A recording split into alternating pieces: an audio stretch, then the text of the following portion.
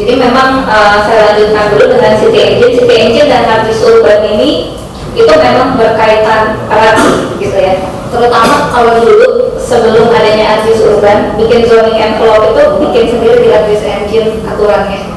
Jadi kita ngoding dulu gitu. Kalau sekarang si Artis Urban itu kan udah otomatis, kita tinggal masukin ke LB-nya berapa, KDB-nya berapa, dia langsung bikin envelope. Kalau dulu sebelum ada Artis Urban, kita ngerjainnya di mana? Ngerjainnya di City Engine. Gitu. Salah satunya kenapa ada kemampuan City Engine seperti itu nanti kita lihat. Jadi City Engine ini sebetulnya kemampuan utamanya itu adalah bikin model 3D cities tapi masif gitu. Kenapa kita sebut masif? Karena dia tidak digambar pakai manual. Mungkin kalau Bapak Ibu yang familiar sama SketchUp gitu ya, atau modeling lainnya, kita benar-benar gambar satu persatu gitu. Kenapa? Karena tujuan software itu adalah memang untuk desain dan untuk bikin ibaratnya ya estetik lah ya, keindahan gitu, arsitek-arsitek yang benar-benar detail gitu. Sementara beda tujuannya dengan kita mau bikin model satu kotak gitu, yang jumlahnya itu ada jutaan mungkin bangunan, ribuan jutaan bangunan gitu. Itu kalau di gambar satu-satu capek gitu. Capek. Nah, sehingga cara dia bikin bangunan itu bukan manual digambar, tapi dia bikin yang namanya rule. Jadi istilahnya itu nanti akan dijelaskan di belakang. Kemudian nanti ini yang kedua adalah kemampuannya design to development. Karena ini terkait dengan 3D cities tadi gitu ya. Karena jumlahnya masif, jadi kita bisa memvisualisasikan secara masif juga developmentnya. Kemudian share 3D to the web. Nah ini bisa lewat City Engine maupun Artis Pro sebetulnya kalau sekarang. Jadi ini pilihan aja. Nah ya, use case-nya ada apa saja.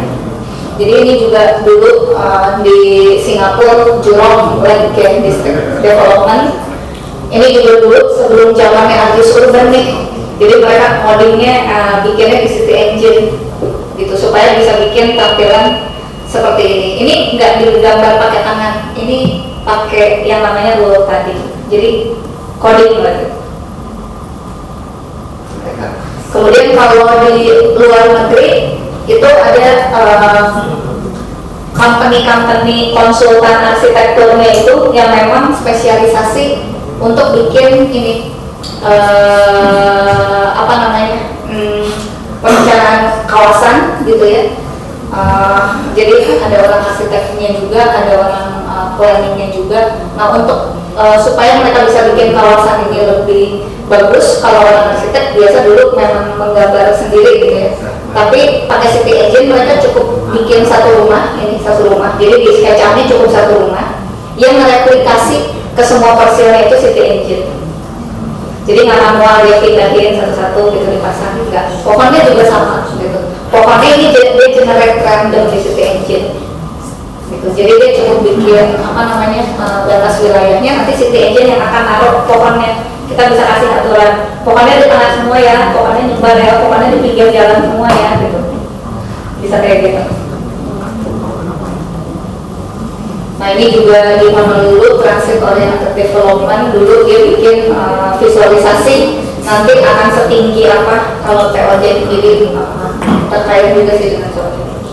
Nah yang juga mungkin orang tidak menyangka itu dipakai untuk sebetulnya entertainment business. Jadi untuk bikin film mungkin yang pada nonton Cars, Zootopia, kemudian ini kalau nggak salah apa tuh, bukan Mission Impossible, adalah yang ada bencana di Amerika gitu. Nah ini kota-kota yang kita lihat nih di belakang, di backgroundnya, ini semua bikinnya pakai City Engine. Jadi si artisnya itu cukup bikin asetnya tuh kayak bentuk tiangnya kayak gimana sih, gitu, bentuk jembatan tuh kayak gimana, bentuk satu rumah tuh kayak gimana. Nah si City Engine yang akan mereplikat ke semua persil yang ada di kota imajiner ini. Nah mungkin tadi terkait dengan yang awal saya jelaskan, si City Engine ini basisnya adalah procedural modeling. Apa itu procedural modeling? Nah, jadi dia bisa bikin bangunan sebetulnya dengan rules, dan rules ini yang menentukan letak-letaknya itu seperti apa, ketinggiannya seperti apa, jendelanya ada berapa banyak gitu. Jadi dengan mengganti satu parameter, kita bisa memvisualisasikan satu bangunan ini dengan banyak bentuk. Ini cuma ganti-ganti aja, dia geser-geser, misalkan bangunannya dari U jadi L gitu. Itu ada, kita bisa bikin parameter gitu, building shape U, maka dia akan nge-generate U. Building shape L, maka dia akan L. Building shape rectangle, dan berarti kotak aja, misalkan gitu. Nah, dia nyebutnya itu kayak Lego script gitu. Kayak Lego gitu. Jadi kita bikin, tapi kita bikin aturannya gitu. Bagian bawahnya kayak gimana, bagian atasnya gimana, dan ada parameternya. Jadi ketinggian bangunannya berapa sih, satu lantai berapa. Kalau tipe bangunannya komersial, maka tinggi lantainya berapa. Itu bisa beda, ada logic if dan else-nya gitu.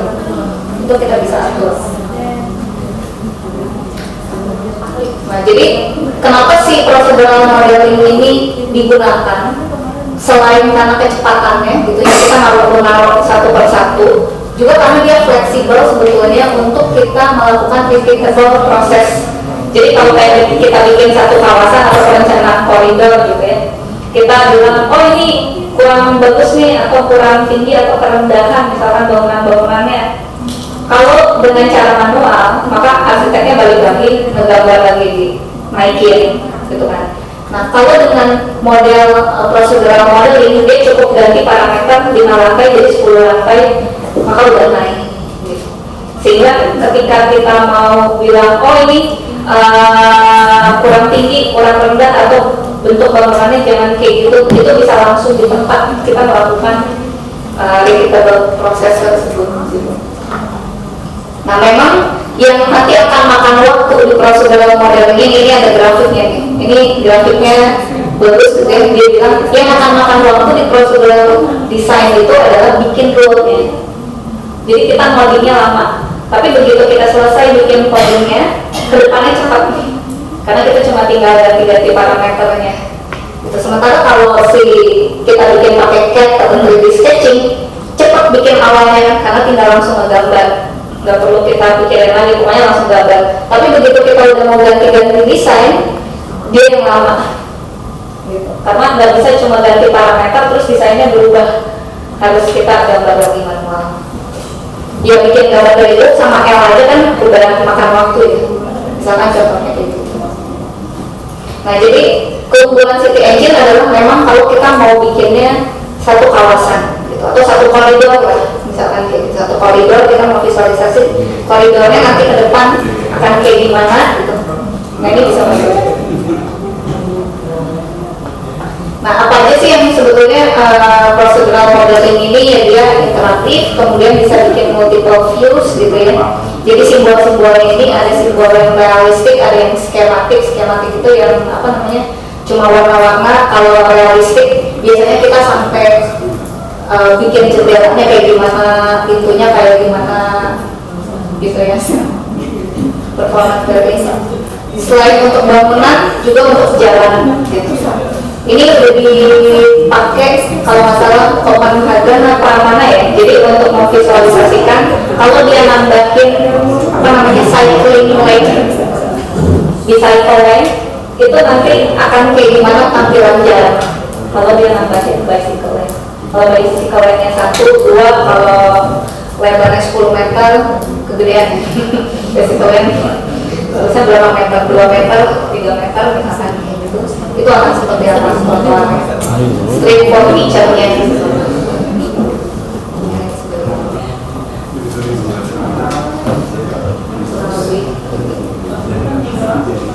Ini tampilan dari si City Engine-nya. Dia juga ada beberapa analisis tools, misalkan kayak untuk melihat view shape. Jadi dari satu titik misalkan dia bisa melihat kemana aja, visible apa enggak misalkan gitu. Ini juga di Registro udah ada sih, tapi kalau core-nya dulu di City Engine tools-tools ini. Nah ini tampilannya nanti City Engine and di ArcGIS Pro. Jadi di ArcGIS Pro, City Engine nanti kalau udah kita bikin bisa kita import ke ArcGIS Pro. Ini City Engine. Nanti dia ini ada object attributes dan lain-lain, ini bisa kita ganti-ganti. Nah ini kayak misalkan balkon effect. Jadi dari kusen itu kusen lagi. Balkon itu berapa lebarnya? Dan sebagainya. Nanti akan ada ini. Nah kemudian yang lebih ini lagi adalah kalau dari City Engine kita bisa langsung ekspor ke VR sebetulnya. Jadi ekspornya ini juga udah otomatis yang udah ada apps-nya. Jadi nanti kayak cuma tinggal klik ekspor, kita udah bisa tampilin dalam bentuk VR gitu. Yang udah kompatibel itu namanya Samsung Gear VR Oculus gitu. Nanti kita bisa visualisasi beberapa skenario juga.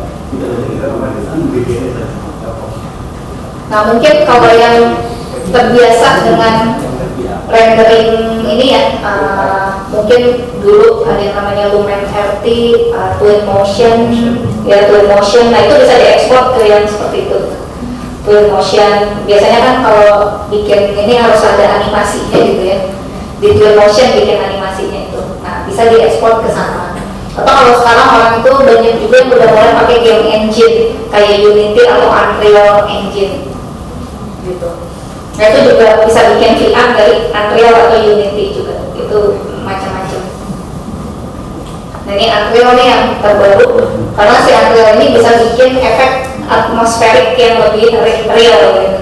Jadi sampai materialnya pun bisa kayak mengkilat atau ada apa gitu. Polusi.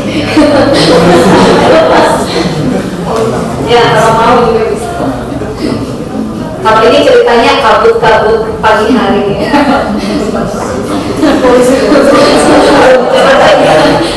Asal kayak bisa.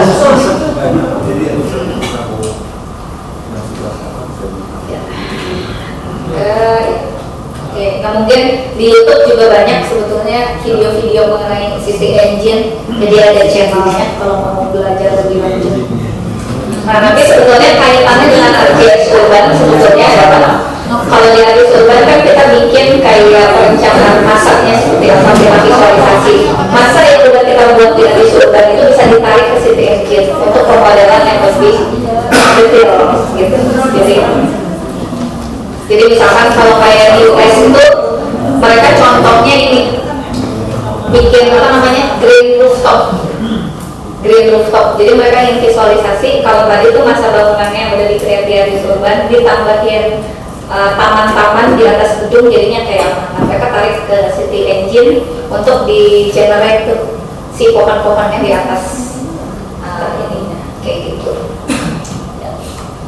Ya kurang lebih seperti itu mungkin paparan kami.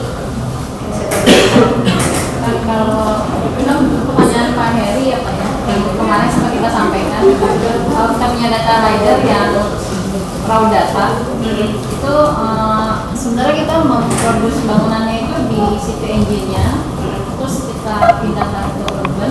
Kalau bicara kota yang besar seperti Jakarta itu sudah sangat kompleks dan tadi mungkin disebutkan sekarang pembangunannya bukan ke samping tapi ke atas gitu. Sehingga kita mengevaluasi impact dari suatu pembangunan itu juga harus mempertimbangkan tadi sisi tiga dimensinya baik ke atas maupun ke bawah gitu.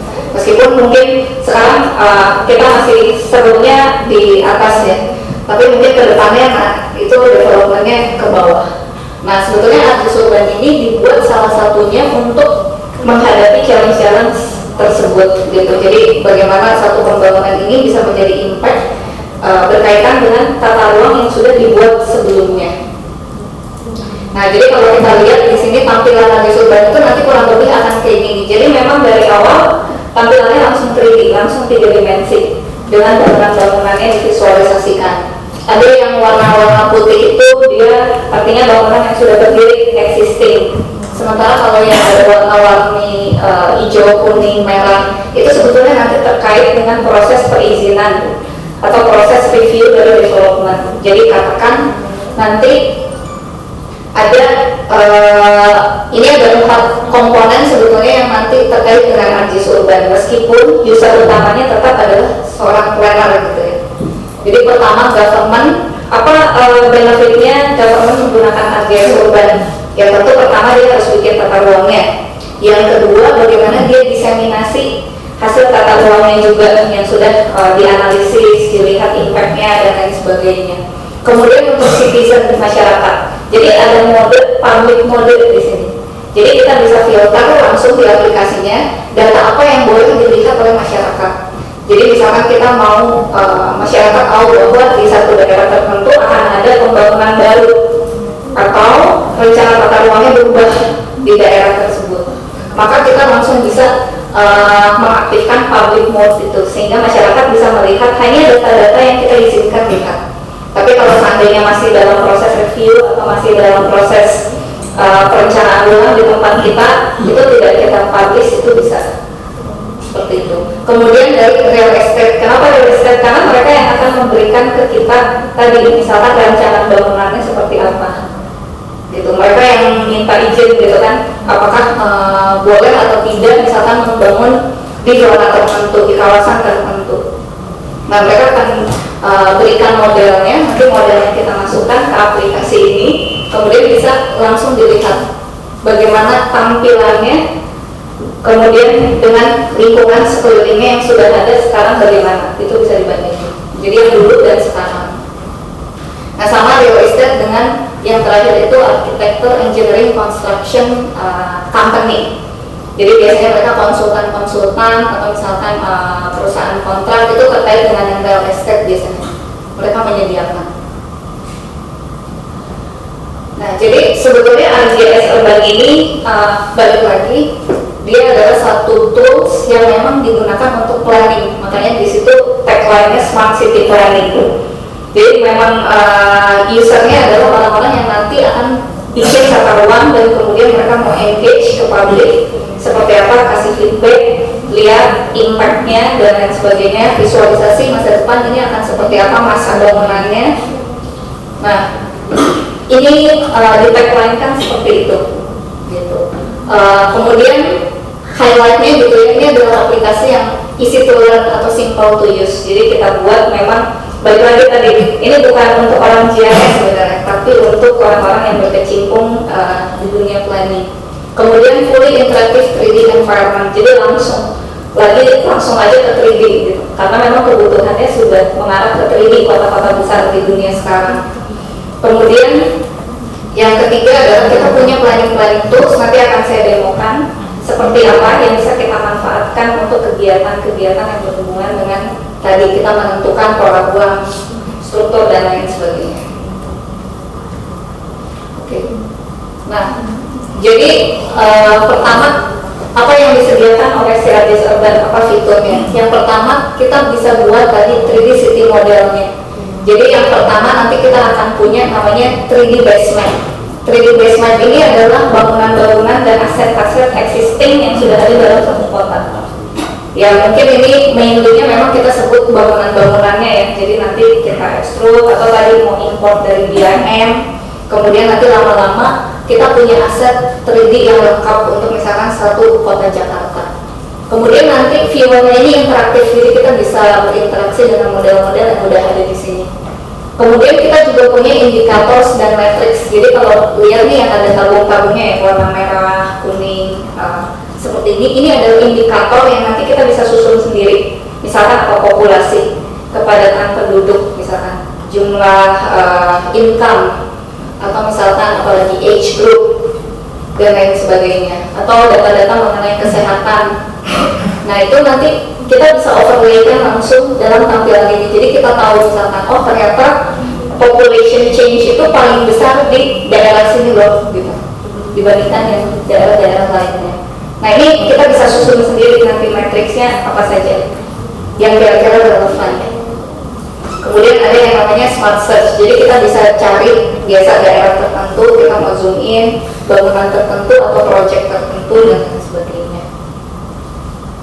Jadi ini sebetulnya adalah konteks supaya kita bisa melihat dengan lebih jelas gitu. Saat ini kondisi perkotaan kita seperti apa. Nah kemudian fitur yang kedua adalah project overview dan design review. Jadi ini yang tadi terkait sebetulnya development yang disubmit oleh misalkan tadi developer atau ada orang mau bangun rumah atau apapun, mereka punya 3D project model, bisa dari macam-macam sumbernya, mau pakai dari SketchUp. Kalau sekarang orang banyak yang pakai Revit gitu ya, karena sudah mulai ke arah BIM atau macam-macam. Nah nanti akan diolah, kemudian kita bisa publish, kita sandingkan dengan ini environment yang sudah existing di sekelilingnya seperti ini, sehingga kita bisa cek nanti impact kalau ada bangunan baru di sini sekelilingnya akan jadi seperti apa sih, gitu. Kurang lebih itu intinya. Kemudian nanti kita bisa track sebetulnya di sini ada logo-logo dia saat ini status development ini sudah dalam tahap apa, apakah baru disubmit, sedang direview, ditolak, diterima, sampai sudah konstruksi dan selesai gitu. Nah kemudian ini yang menarik juga adalah visualisasi zoning dan land-use plans. Jadi di sini kita bisa menerjemahkan yang disebut dengan local code atau zonasinya gitu ya. Peraturan zonasi itu kan biasa ada parameter ketinggian maksimum, kemudian KDB, KLB dan lain sebagainya. Nah itu kita bisa otomatisasi untuk divisualisasi jadi langsung kayak gini. Ini adalah tampilan representasi dari zoning yang ada di bawahnya. Ya, jadi langsung misalkan di situ parameternya ketinggian bangunan 10 meter, maka dia akan bikin amplop bangunannya 10 meter. Garis sempadan mundur misalkan dari jalan 10 meter kita bisa atur. Nanti kita bisa atur jalannya yang akan dihitung sebagai jalan sebelah mana, gitu. Kemudian kalau di Jakarta juga mau, misalkan kalau di tempat-tempat lain itu mereka ada sistem tiering. Jadi sebetulnya garis sempadan itu bukan cuma di level pertama, tapi begitu naik sampai ketinggian tertentu sempadannya mundur lagi. Sistem tiering. Nah itu juga sudah diakomodasi. Jadi ini sangat memudahkan sekali. Kemudian nanti akan ada report namanya di sebelah kanan ini. Dia report, kita bisa masukin variabel, ada 3 sebetulnya, population, household, sama jobs.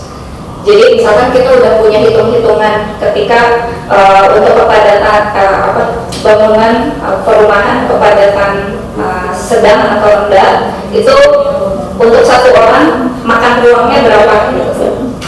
Sehingga nanti dia akan hitungkan dari luas wilayah itu yang akan dikembangkan, itu bisa menampung berapa household, kakak dan population. Sementara kalau wilayah komersial kita bisa masukkan hitung-hitungannya jobs dia masuknya. Jadi setiap per meter persegi kawasan komersial dengan berapa lantai itu dia bisa menampung berapa pekerja. Lebih kayak gitu. Nah nanti di sini juga akan dikasih kayak paham persentase. Jadi di wilayah ini perumahannya berapa, komersialnya berapa, industrinya berapa, ruang terbuka hijaunya berapa. Itu ada parameter yang bisa kita lihat di sini. Dan ada yang namanya skenario management. Jadi saat kita bikin perencanaan tata ruang kan bukan cuma satu alternatif, tapi biasanya ada beberapa alternatif. Jadi misalkan skenario yang pertama optimisasi ruang terbuka hijau, skenario kedua optimisasi misalkan untuk menampung penduduk yang lebih banyak atau TOD dan lain sebagainya. Nah itu kita bisa nanti ada beberapa skenario di wilayah yang sama. Jadi kita bisa bandingin nanti implikasinya terhadap population, household dan jobs-nya ini berapa. Terus kita bandingkan, kita pilih nanti misalkan yang diinginkan seperti apa. Nah ini ada sedikit demo mungkin biar lebih kebayang tampilannya seperti apa. Jadi ini asli udah bikin beberapa pilot, salah satunya itu yang paling pertama itu di San Francisco. Jadi kita bisa lihat di sini dia ada rumah-rumahnya gitu ya, bangunan-bangunannya, dia level of detailnya memang sudah cukup tinggi. Jadi bisa, kalau dia bahkan udah ada tampilan satelit, jadi bangunannya itu sudah ada kayak fasadnya itu diwarnai juga gitu. Di beberapa tempat lain mungkin cukup dengan skematik pun udah cukup gitu, jadi putih-putih, monokrom nggak masalah. Tapi kalau punya yang fasadnya udah diwarnain gitu bisa juga dimasukin ke sini.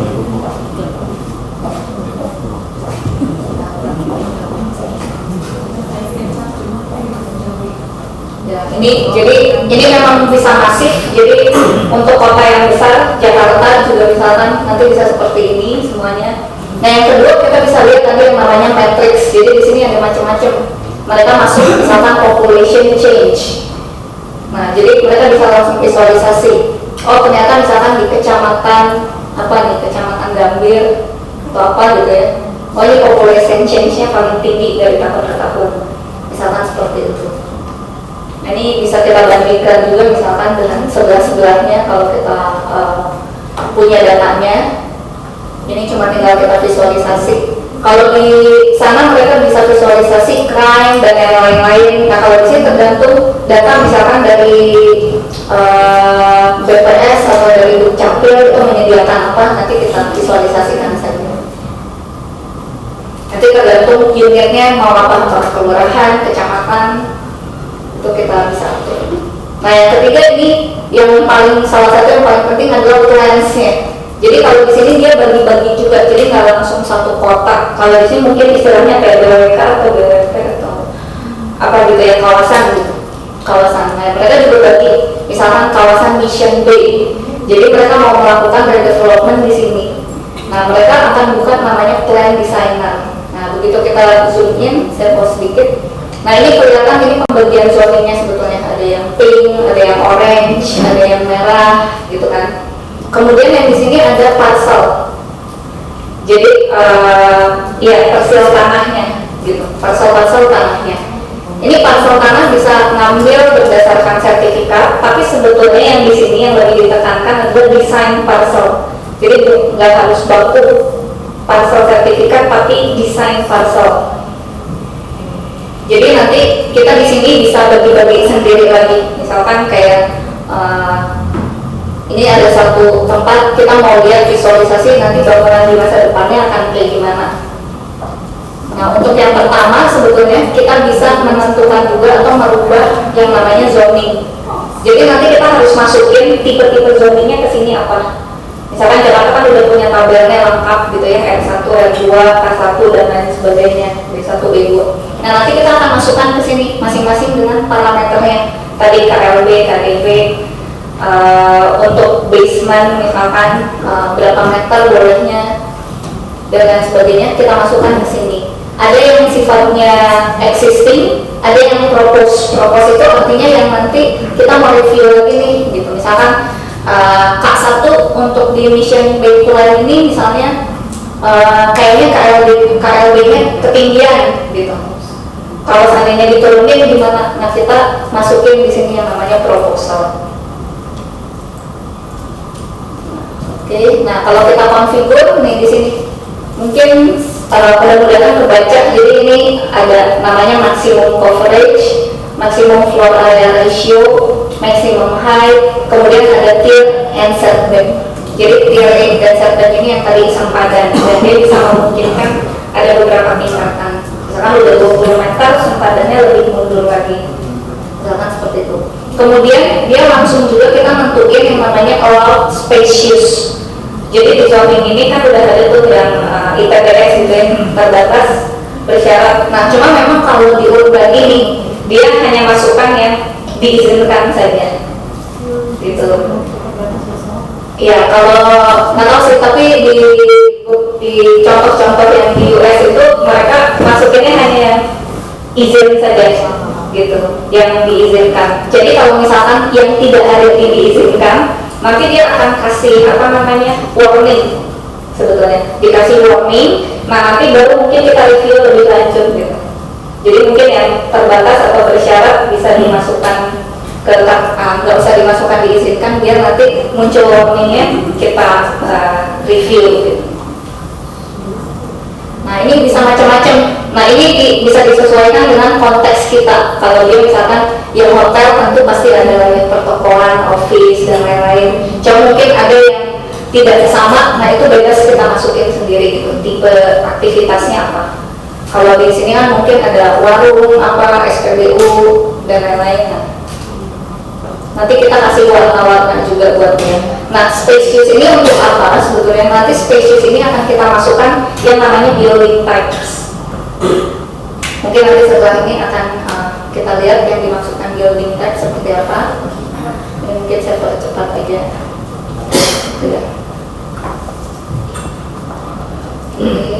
Nah, misalkan kita mau melihat masa bangunan untuk ketiga persil ini nanti ke depannya seperti apa dengan aturan zonasi yang barusan sudah kita propose misalnya. Nah, ini kita bisa mengaktifkan yang namanya zoning envelope. Ini ke-generate secara otomatis dari aturan yang tadi kita udah masukin gitu. Nah, ini yang persil, iya, persil. Ini dia dasarnya persil.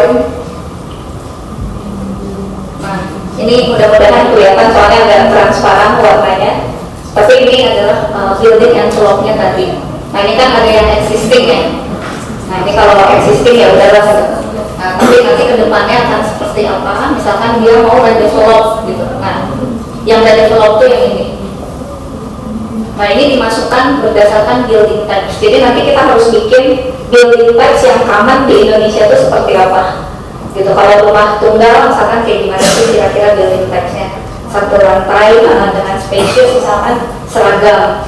Kalau ruko building types-nya kayak gimana? Artinya spacious lantai pertama itu adalah komersial, spacious lantai kedua adalah residensial misalkan.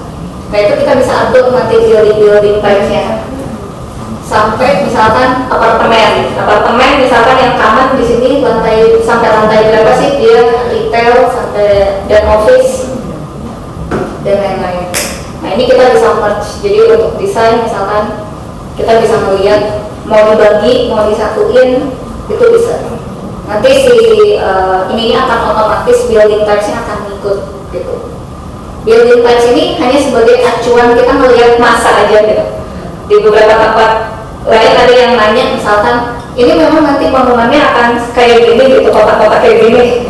Enggak sebenarnya, ini hanya acuan untuk masanya saja gitu, kurang lebih kayak gitu. Kalau nanti mau kayak gimana itu tergantung arsitek yang bangun gitu.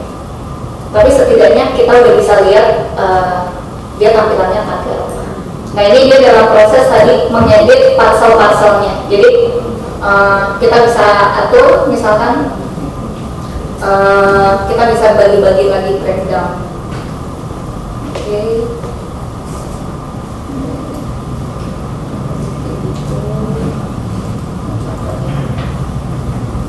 Sama. Ini coba dia lagi bikin skenario kedua. Jadi tadi ada skenario pertama, ada skenario kedua. Jadi bisa di satu tempat yang sama ini dia bisa bikin beberapa skenario gitu. Kalau tadi kan bangunannya kecil-kecil ya. Yang ini dia udah bikin dengan yang persilnya lebih besar-besar. Nah, ini yang tadi dibilang sebagai indikator-indikatornya gitu. Jadi zoning areasnya ada existing, terus ada yang kita propose. Jadi kita bisa bandingin yang sebelum dan sesudah, misalkan ruang terbukanya bertambah, perumahannya bertambah misalkan, atau ada kenaikan dari kepadatan rendah ke kepadatan tinggi dan lain sebagainya. Oke.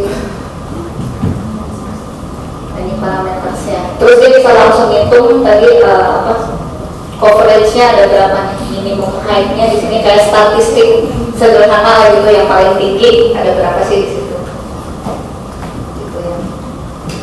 Yang KDB-nya paling tinggi dan lain-lain. Nah, kita bisa nanti inspect juga satu kawasan atau per individu-nya juga bisa. Nah, ini tadi skenario-skenarionya ada banyak nih. Jadi kalau kita pilih berubah-ubah, ini skenario-nya. Nah, ini yang kalau tampilannya dia kita udah jadiin gitu ya, bisa tervisualisasi satu kawasan itu nanti bentukannya masanya akan jadi seperti apa. Nah, nanti satu persatu bisa kita ini. Dan ini yang keluar juga sama. Oke. Oke, mungkin kita percepat aja. Nah, ini yang menarik di sini juga adalah satu parsel itu nanti kita harus definisikan depan, belakang, sampingnya di mana. Biasanya di awal dia hanya akan ngacu ke jalan, jadi nanti ada proses untuk kita ngatur gitu ya, yang mana. Oke. Residential multifamily. Nah, ini yang tadi namanya building type sebetulnya. Jadi building types yang kayak gini kita harus definisikan macam-macamnya. Kalau di sini contohnya dia bikin kayak ada mid-rise office with retail 4 sampai 5 floors gitu. Ada mid-rise office yang 10 sampai 20 floor. Mungkin ada hotel 20 sampai 30. Ada misalkan shopping mall yang street itu jadi dia kayak apa? Kayak wall gitu ya, kayak ciwal apa gitu. Ada yang dia lebih kayak department store tunggal gitu. Jadi dia pokoknya isi kira-kira yang common type of bangunannya itu apa gitu. Jadi saat kita mau visualisasi, kita bisa masukin di sini. Oh, nanti di sini tuh akan ada apartemen. Oh, di sini tuh kurang lebih nanti ke depannya akan ada hotel atau supermarket gitu kan. Oke. Nah, ini spesiesnya bisa beda-beda. Jadi kita bisa tentuin di lantai pertama apa, lantai kedua, ketiga dan seterusnya. Gitu. Bisa selang-seling juga. Tapi kayaknya. Nah, ini begitu kita masukin building types yang punya spesies yang tidak kompatibel dengan zonasinya, dia akan masukin tanda warning gitu. Ini antara spesiesnya tidak cocok, kelebihan ketinggian atau lantai. Jadi pokoknya kalau dia udah lewat dari garis sempadannya, lewat dari ketinggian maksimumnya atau basementnya terlalu dalam, dia akan kasih warning. Nah, sebetulnya kalau kita klik nanti warningnya, dia akan kasih tahu kita tadi indikator mana yang tidak tercapai, apakah terlalu tinggi dan lain sebagainya. Nah, kalau udah jadi, nah ini tampilan ini bisa kita buka kepada publik kalau memang dibuka. Kalau tidak, ya tinggal kita tutup. Karena nanti ada satu fitur masyarakat bisa memberikan komentar sebetulnya. Nah, oke, ini. Nah, selain tadi kawasan, kita bisa melihat individual project yang disubmit tadi. Jadi kalau ada orang misalkan mau membangun, namanya di sini Turning Torso nama projectnya, kita bisa kasih sedikit deskripsi, dikasih foto. Nah, terus kita bisa masukin tadi model yang disubmit oleh arsiteknya ke sini. Nah, terus ada fitur dia bisa muter gitu ya, melihat nanti akan seperti apa. Ini bangunan ini belum ada, jadi ini yang dipropos. Jadi dia bisa punya beberapa. Ini ada nomor nih 0, 1, 2. Itu adalah skenario juga. Jadi misalkan dia masukin desain pertama ditolak, yang keduanya seperti apa masukin lagi gitu. Jadi kita bisa lihat yang skenario mana yang di approve misalkan. Misalkan ketinggian nanti dia harus ngulangin, dia submit lagi. Terus di sini juga ada indikator juga, dia bisa menampung berapa orang dan lain sebagainya. Ya, terakhir ini sebetulnya yang bagian untuk publiknya, jadi buat komentar. Jadi di sini orang ada bubble-bubble gitu ya, bubble-bubble kayak di komik. Ini ikonnya. Kalau kita klik nanti dia akan ke highlight ini komentar yang mana. Misalkan dia bilang, oh bangunannya jelek banget di sini. Oh iya. Terus misalkan dia komentar di dekat rumah saya nih, misalkan kurang taman bermain,